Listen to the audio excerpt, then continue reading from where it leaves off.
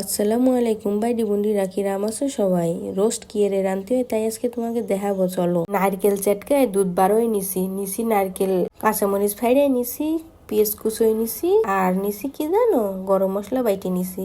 মুরগি বড় বড় করে কেটে নিলাম আদা বাটা, তারপরে এই পেঁয়াজ রসুন বেটে থুইলাম ফ্রিজে, তাই বের করেছি। মুরগির ভিতরে এবার দিলাম একটু আদা ছিটাই দিলাম, তারপরে আর একটু দিলাম পেঁয়াজ রসুন বাটা, একটু লবণ। এখন একবারে হাত দিয়ে মাইখে নেব। হাত দিয়ে মাইখে নিয়ে তারপরে তেলে ভাজতে হবে।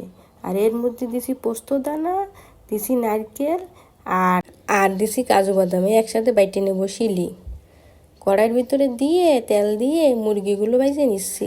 ভালো করে একটু ভাজে নেবা, একটু লাল লাল করে ভাজে নিতে হবে। আমি একটু বেশি ভাজি, বুঝেছো? তোমরা যেমন ভাজতেছো ভাজে নে। সেই তেলের মধ্যে আবার দিয়ে দেবো 2টা তেজপাতা, কাঁচামরিচ পেঁয়াজ দিয়ে ভাজে নেবো, লাল লাল করে ভাজতে হবে, যেন পেঁয়াজের গন্ধটা না থাকে, বুঝছো? ভাজা হয়ে যাচ্ছে। এরপরে আমি বাটা মশলাগুলো দিয়ে দিচ্ছি। এই যে গরম মশলা যে বেটে তুইলাম না, তাই দিচ্ছি। পেঁয়াজ রসুন বাটা দিচ্ছি, দিয়ে নাড়াচ্ছি, তেলের ভিতরে নাড়াচ্ছি যেন কাঁচা গন্ধ না থাকে। দিচ্ছি আদা বাটা। তোমরা দিবা এবার লবণ, আমিও লবণ দিয়ে দিলাম। তারপরে দিচ্ছি একটু ধনিয়ার গুঁড়ো, তারপরে দিবা একটু জিরের গুঁড়ো। এনে সব মশলাগুলো তেলের ভিতরে ভালো মতো কষাই নিতে হবে, যেন কাঁচা গন্ধ না থাকে, বুঝছো? ভালো করে কষাই নিবা। তারপরে ওই যে বাদাম আর নারকেল থুইছিলাম না, সেই বাটাটা ওর ভিতর দিয়ে দিচ্ছি তেলের মধ্যে। এখন কি দিবানি জানো? এখন দিবানি এই রোস্টের মশলা দিয়ে ভালো মতো নাড়াচ্ছি, কষাচ্ছি।